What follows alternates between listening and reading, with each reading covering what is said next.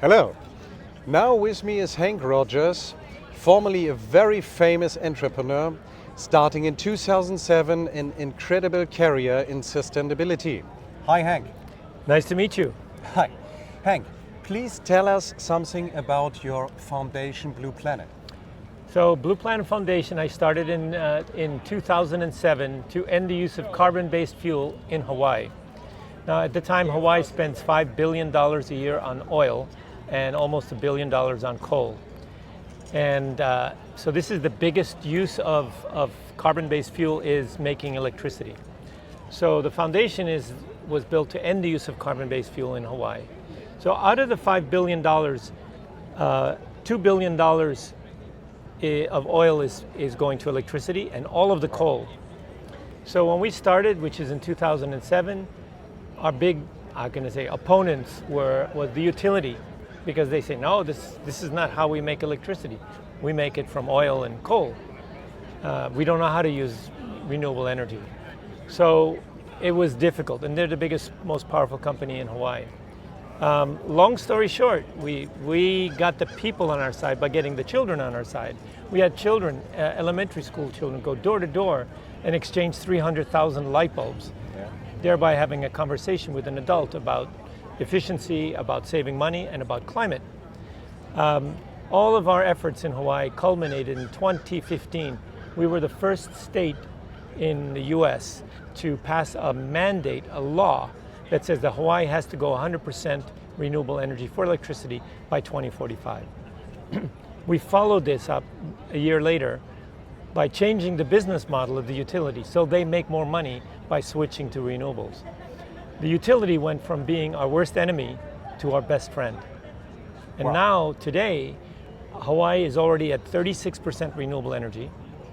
We have huge, half of that renewable energy is coming from rooftop solar. So individual houses have solar on their roofs.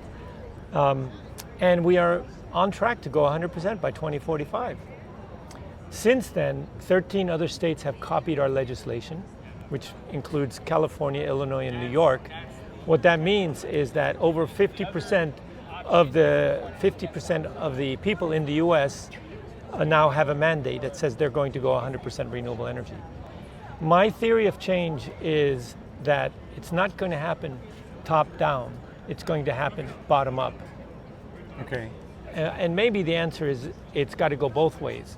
Bottom up in Hawaii basically resulted in the people deciding that they're going to go in 100% renewable energy. And I don't think there's very few people in Hawaii today who don't believe that they're going to go 100%. And so if somebody came in the future and says, oh no, I don't want to do this, politically, no, it's a non-starter. So that's a one-way street. Last year, we shut down the last coal-fired power plant. We passed another law saying never again will Hawaii use coal to make electricity. And as we gain more and more and more, renewable energy penetration, people start to understand, first of all, it's much easier than they think, it's much cheaper, and it's more reliable. And there's a security issue.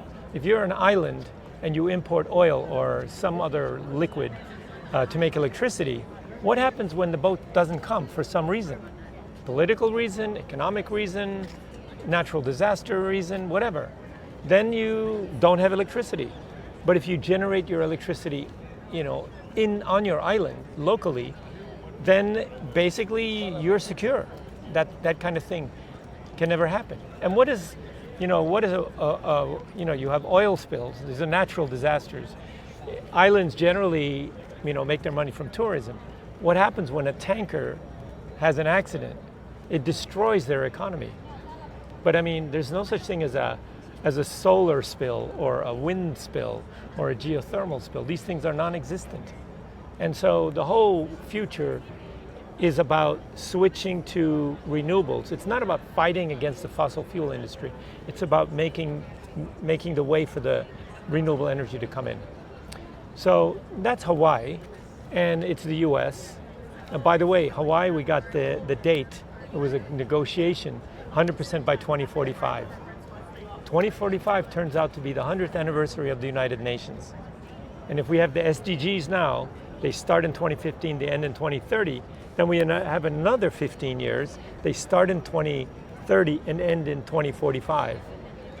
I want them to be the regenerative development goals, where we put back everything that we've stolen from nature and fix everything that we've broken. Then we can be sustainable. We talk about that today a lot, yeah. Yeah, so what we did, what we did is we formed a new organization called the Blue Planet Alliance, based in New York, to do what we did in Hawaii for the rest of the world. And what we're basically doing is we're bringing island leaders. We bring 4 people from each island. We bring someone from the government, somebody from the utility, somebody from the regulatory agency, and somebody from the environmental community. 4 people. We bring them to Hawaii and show them what we did. They get to talk to all of the people who were involved in the transition, including people from the utility, including people from the government, including people from the regulatory agency, including the providers of renewable energy, and us, the environmental warriors, if you will. So we've so far done 18 countries. Every 6 months we bring 8 to 10 countries to Hawaii. So far we've done Palau, Tonga, Tuvalu, Micronesia, American Samoa, Guam, Northern Marianas, and the Caymans. Our second cohort was Fiji, Vanuatu, Solomon Islands, Papua New Guinea, Seychelles, Jamaica, Grenada, Dominica, Puerto Rico, and Bermuda. And impressive.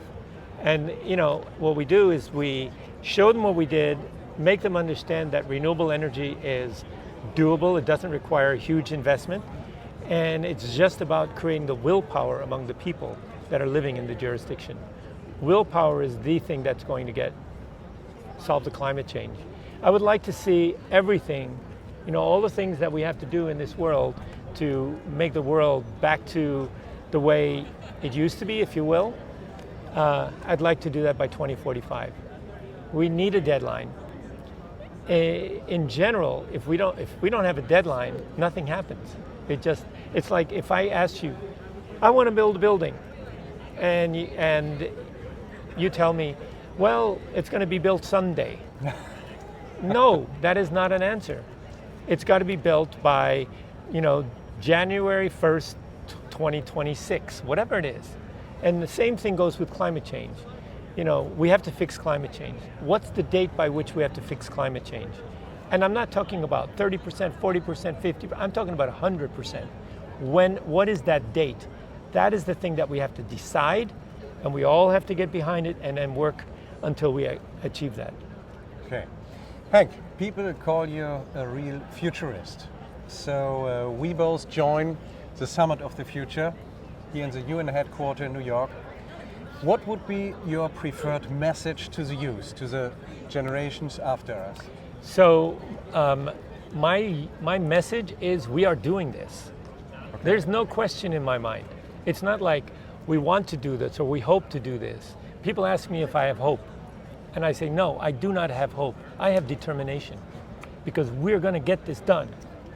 There's no question. And everybody, the more people that understand that, the quicker it gets done. You know, if we have people saying, oh, well, but what about the jobs and so on and so forth? We are in a lifeboat and we're bailing. All of us have to bail because the lifeboat is sinking. There are still people in this world who have the job of drilling more holes in the lifeboat. That is not a job, that is a crime. It's a crime against humanity, it's a crime against nature. We need to start thinking about how to plug the holes and save humanity and save nature. Okay. This is the thing that we have to accomplish in our lifetime. Henk, do you really feel as a global citizen? Oh yeah, absolutely. I've lived in many countries. I'm originally from the Netherlands, but I lived in the United States. I lived in Japan for 18 years. So I've lived in different places. I can pretty much live anywhere. I get along with people no matter where. And at the end of the day, we are all just people. You know, this whole concept of country and religion and all these things, race, all these things that divide us, they're all figments of somebody's imagination. They don't actually exist. climate change actually exists. And it's actually something that we have to do something about. Okay. Thank you so much. Thank Henk. you. This was Martin Caponi for Global Society News, focused on the important.